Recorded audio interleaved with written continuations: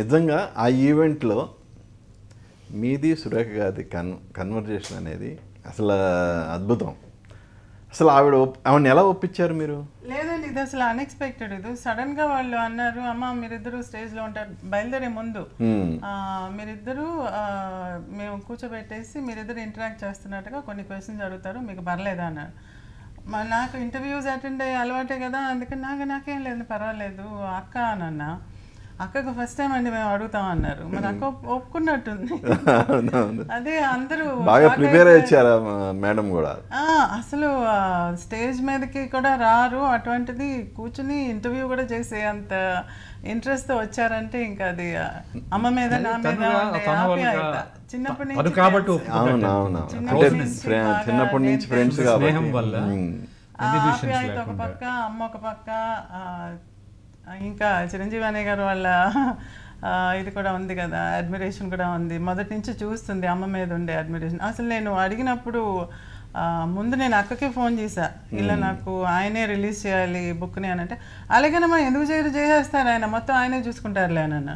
అదేంటిది అడిగేసి నాకు చెప్పండి అక్క అంటే, అలాగేలే మాట్లాడిస్తానులే ఆయనతో, కానీ ఆయన చూసుకుంటారులే అంత నువ్వేం చేయబాక అని తనే చెప్పేసింది అనమాట, అక్కే చెప్పేసింది. అదే నేను అన్నాను, అదేంటి అనగానే అడగకుండానే చెప్తుంది చూద్దామని చెప్పి మళ్ళీ ఫోన్ చేసి అడిగితే ఆయన చూసుకుంటారు, డేట్స్ అవి ఫిక్స్ చేసిన తర్వాత నీకు చెప్తానని. సో అదే యాక్చువల్లీ మీరు వెళ్ళి కలిశారు చిరంజీవి గారిని, ఆయన అంతా చూసుకుంటా అన్నారు. ఈవెన్ మీరు ఫంక్షన్లో కూడా ఒక రకంగా ఆయన పెద్ద కొడుకు అనే ఇది ఓపెన్గానే చెప్పేశారు.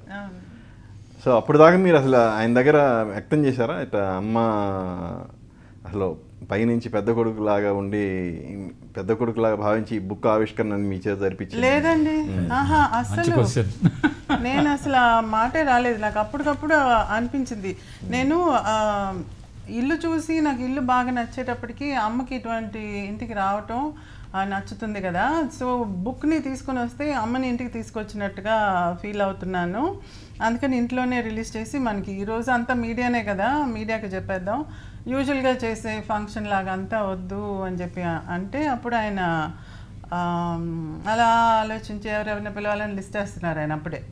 నేను అలా కాదు, మీరు నాకు మెయిన్గా మీరు రిలీజ్ చేయటం ఇంపార్టెంట్, నాకు మీకు తెలుసు మీకు అమ్మ మీద ఉండే మర్యాద అడ్మిరేషన్ తెలుసు, అందుకని మీ చేతుల మీదే రావాలి, అది చేస్తానమ్మా సరే నేను చెప్పి పంపిస్తానులే అని అన్నారు.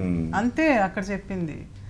తర్వాత అంతా తయారు చేసిన తర్వాత నేను ఎంటర్ అవుతుంటే నాకే షాక్ అయిపోయింది, ఇదేంటి ఇంత పెద్దదిగా చేస్తున్నారు ఆయన, ఒక టీం ఫామ్ చేసి ఇది బుక్ రిలీజ్ టీం అని చెప్పి వాళ్ళు కాంటాక్ట్ చేయటం, సంజయ్ నాకు చెప్పటం, ఇలా చేస్తుంటే ఇదేంటి ఏదో పెద్దదయ్యేటట్టుంది అనుకున్నాను. తర్వాత నేను ఎంటర్ అవుతుంటే రెడ్ కార్పెట్ వెల్కమ్, రెండు పక్కల ఫొటోస్ అవన్నీ చూసేటప్పటికి నాకు గూస్ బాంబ్స్ వచ్చినాయి. ఇంత ఆప్యాయత చేస్తున్నారు, అంత రెస్పాన్సిబిలిటీ తీసుకుని. అందులో ఆయనే అందరికీ ఫోన్ చేసి అక్కడికి వచ్చి కూర్చున్నప్పుడు అంటున్నారు ఒక్కొక్కళ్ళు, అమ్మ ఆయనే ఫోన్ చేసి ఇన్వైట్ చేస్తున్నారని. సెక్రటరీలు ఉన్నారు, పిఏలు ఉన్నారు, ఎవరైనా చేసి ఉండవచ్చు, కానీ ఆయనే పర్సనల్గా ఒక్కొక్కరికి ఫోన్ చేసి ఇలా రావాలి అని చెప్పడం అనేది యూజువల్గా పెద్ద కొడుకు కదా చేస్తారు, అలా ఫ్యామిలీలో మెంబర్స్ నార్మల్గా అలా చేస్తారు. అందుకని నాకు ఆ టైంలో నాకు గబక్కున అనిపించింది, ఒక పెద్ద కొడుకుగా ఉండి ఇది నడిపిస్తున్నారు. నేను ఎప్పుడు చెప్పేదాన్ని తమ్ముడి దగ్గర, నువ్వు ముందు పుట్టుండకూడదా, ఒక పెద్దనే నాకుంటే బాగుండేది కదా అని చెప్పి. నాకు 16 ఏళ్ళు పెళ్లి చేస్తారు, కొంచెం ఇంట్లో ఒక పెద్దలు ఉంటే బాగుండేది కదా అని అనిపించేది ఎప్పుడు, ఒక అన్నయ్య ఉంటే బాగుంటుందని. నాకు ఆ అన్నయ్య ఫామ్ నాకు చిరంజీవిలో కనపడింది. సో అందుకనే నేను ఇంకా అక్కడి నుంచి ఆయన్ని అన్నయ్య అని మొదలుపెట్టాను, అదర్వైజ్ ఇంతకు ముందు లేదండి. అది మొమెంటరీ. అది అంటే సురేఖ్ గారితో అప్పటి నుంచి మీ అనుబంధం ఇలాగే కొనసాగుతూ ఉందా? చిన్నప్పటి నుంచి అలా? చిన్నప్పుడు ఎక్కువగా ఉండేదండి, అంటే నా క్లాస్మేట్ వచ్చి వాళ్ళ ఇంటికి ఎదురుగా ఉండేది. సో అక్కడికి వెళ్తున్నప్పుడు వాళ్ళ ఫ్రెండ్షిప్తో మేము అక్రాస్ ద రోడ్ పరిగెత్తుకుని వెళ్ళేది, అక్కడికి వెళ్ళేది, ఆకలితో మాట్లాడేది, అలా ఉండేది. వాళ్ళకి అమ్మ మీద ఉండే దీంతో చాలా అభిమానంగా చూసేవాళ్ళు, ఆప్యాయతగా ఉండేవాళ్ళు. చీరలు కట్టుకోవడం దగ్గర నుంచి అంతా అక్క దగ్గర నేర్చుకున్నాను, నాకు ఇది ఎలా కట్టాలో చెప్పు అని. అప్పుడు చిన్నపిల్లని తెలీదు. అప్పుడు మా ఆడపిల్లలకి ఉంది కదా అది, మేము సారీ కట్టడం మొదలుపెట్టే ముందుగానే మాకు సారీ కట్టుకోవాలని ఆశ. సో అదంతా వాళ్ళ ఇంట్లో స్టార్ట్ అయింది అనమాట. సో అలా ఆప్యాయత.